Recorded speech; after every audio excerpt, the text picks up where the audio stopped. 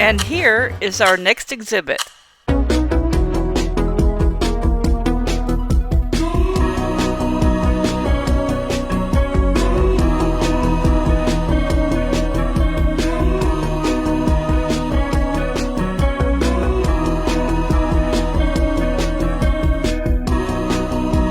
The LVT-4 could comfortably carry 24 men or a small vehicle in its cargo hold. While the LVT family is most associated with the Pacific Theater, the LVT-4 saw most of its service in Northwest Europe. The U.S.